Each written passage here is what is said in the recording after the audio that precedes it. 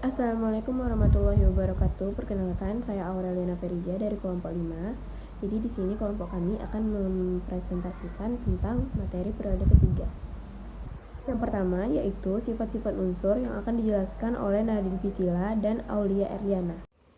Saya akan menjelaskan sifat unsur logam pada periode ketiga. Sifat unsur logam pada periode ketiga dari kiri ke kanan semakin berkurang dan sifat non-logam semakin berkurang, sehingga dapat disimpulkan Na, Mg, Al merupakan logam, Si merupakan unsur semilogam atau metaloid. Jadi, di sini saya akan menjelaskan tentang sifat-sifat fisik pada periode ketiga. Pada periode ketiga, unsur Na sampai S berwujud padat pada suhu kamar, sedangkan Cl dan Ar berwujud gas. Wujud unsur ini mempengaruhi kerapatannya. Seperti yang diketahui, kerapatan wujud padat menjadi cair, cair menjadi gas. Selain itu, Mr juga mempengaruhi kerapatan. Meskipun P dan S berwujud padat, kerapatannya lebih rendah daripada unsur padat lain dalam satu periode. Karena P4 dan S8 strukturnya sederhana, yaitu berupa molekul kecil yang tiap molekulnya hanya mengandung 4 atom P, dan untuk S8, 8 atom S. Oleh karena itu, kerapatan meningkat dari Na sampai Si kemudian turun dari P hingga Ar. Selanjutnya adalah sifat reduktor yang akan dijelaskan oleh Putri Aulia.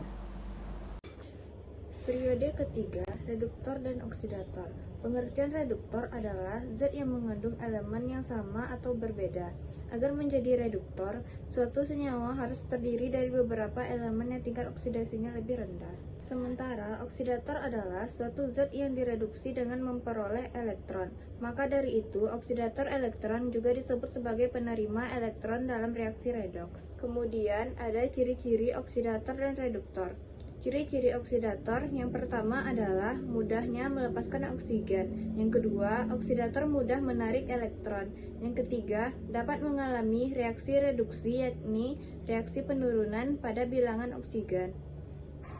Selanjutnya ada ciri-ciri reduktor. Yang pertama, terjadinya perubahan biloks atau oksidasi. Yang kedua, adanya reduktor dan oksidator.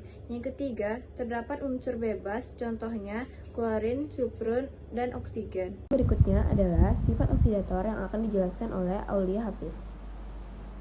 Baiklah, saya akan menjelaskan fungsi perbedaan oksidator dan reduktor.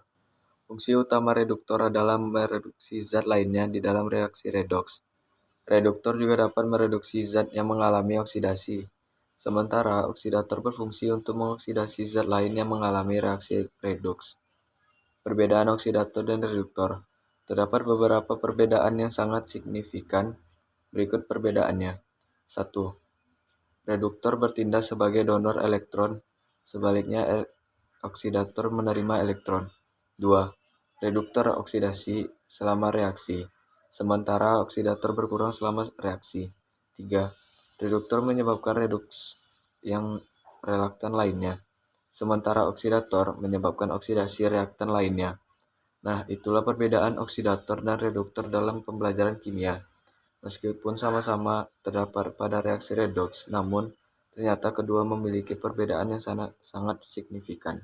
Terakhir adalah asam dan basa yang akan dijelaskan oleh Soraya Nurfadila. Kemudian ada sifat asam dan basa. Pada unsur periode 3, semakin ke kanan memiliki harga energi yang cenderung bertambah. Hal ini berarti unsur tersebut itu semakin kuat untuk menarik elektron. Semakin kuat suatu unsur menarik elektron, sifat basanya semakin berkurang. Begitupun sebaliknya pada asamnya, itu akan semakin bertambah. Asam basa ini memiliki sifat elektrolit. Setiap zat yang bisa larut dalam air serta mampu menghantarkan arus listrik disebut dengan larutan elektrolit. Kemudian, yang memiliki sifat korosif. Larutan asam dapat bereaksi dengan marmer, logam, atau bahan lainnya. Sedangkan basa akan bersifat korosif ketika bersentuhan dengan kulit dan dapat merusak jaringan atau penyebab luka bakar. Nah, ciri-ciri asam dan basa itu bisa kita bedakan. Nah, pertama ada ciri-ciri asam. Ketika dirasakan oleh lidah itu terasa asam atau masam. Nah, yang kedua, memiliki pH yang lebih kecil dari 7 atau pH kecil dari 7. Terasa perih saat terkena kulit, dapat memicu karat ketika bersentuhan dengan logam atau besi, dan itu bisa disebut dengan sifat korosif. Mampu menghantarkan listrik, itu bersifat elektrolit. Ciri-ciri basah ketika dirasakan oleh lidah itu terasa pahit, dan dia memiliki pH yang lebih besar dari 7 atau pH besar dari 7. Terasa licin saat bersentuhan dengan kulit, bersifat korosif saat bersentuhan dengan kulit, mampu menghantarkan listrik yang bersifat elektrolit, bisa dipakai untuk mengemulsi minyak. Basa yang murni memiliki bentuk seperti kristal yang padat. Nah, sekian dari saya. Itu tadi merupakan penjelasan kami tentang materi periode ketiga. Kami mohon maaf jika melakukan kesalahan. Assalamualaikum warahmatullahi wabarakatuh.